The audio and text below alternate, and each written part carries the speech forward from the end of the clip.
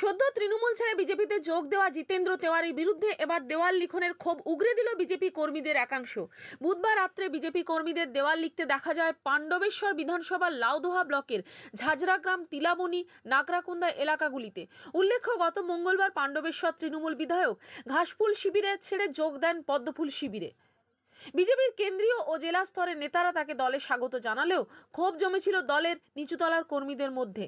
বুধবার রাত্রে লাউদোহার বিভিন্ন এলাকায় দেওয়াল লিখনের মাধ্যমে তারই বহিঃপ্রকাশ ঘটে বলে মত এলাকা রাজনৈতিক বিশ্লেষকদের।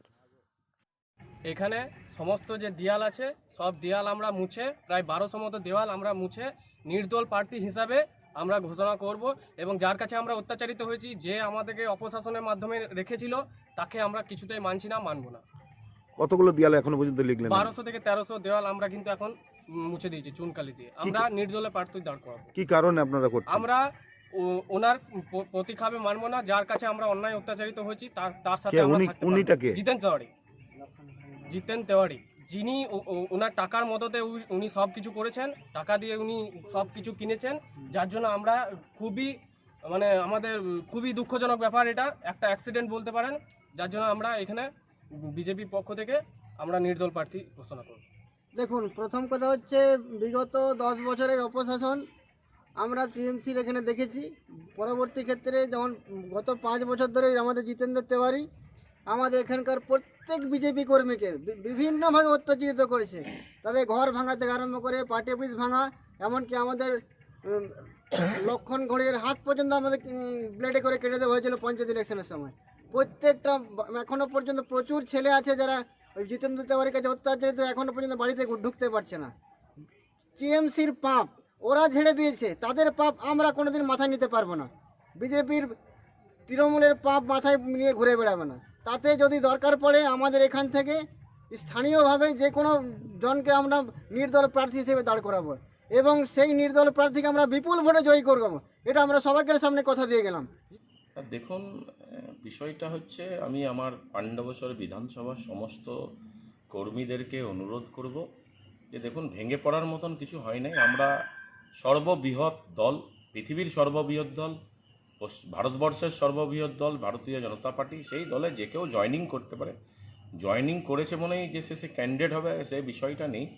হ্যাঁ, কিছু মানুষের ক্ষোভ বিক্ষোভ আছে, কারণ উনি ওখানকার বিধায়ক ছিলেন। বিধায়ক থাকাকালীন উনি অনেক আমাদের কর্মীদের ওপর শারীরিক মানসিক অত্যাচার করেছেন, এটা মানুষের আছে। কিন্তু এটা নয় যে সে ওখানকার ক্যান্ডিডেট হয়ে যাবে। আমরা ভারতীয় জনতা পার্টি করি, আমাদের উচ্চ নেতৃত্ব যা নির্দেশ দেবে। তবে আমি আমার ওই অঞ্চলের ওই বিধানসভার মানুষদেরকে বলবো, এত সহজে যেন না বাঁধ ভেঙে যায়, না মন ভেঙে যায়। নিশ্চয়ই এর কিছু ভালো ব্যবস্থা হবে।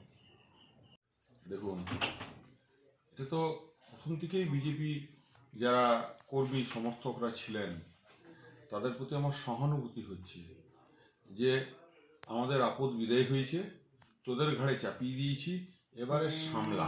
আমি শুনলাম বিভিন্ন জায়গাতে বিজেপিরা বলছে যে ও ক্যান্ডিডেট নাকি হলে পরে এরা নির্দল প্রার্থী দেবে।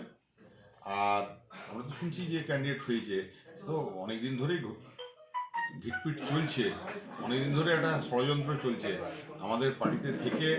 হ্যাঁ, বিজেপির তাবেদারি করে এরা যেভাবে করেছে, এর ফল তো পেতেই হবে।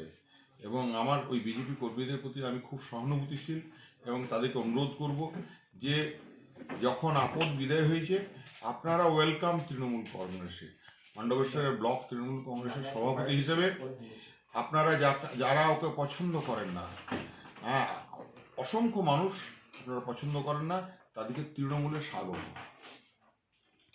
রাকেশ চক্রবর্তী রিপোর্ট, নূতন ভোর।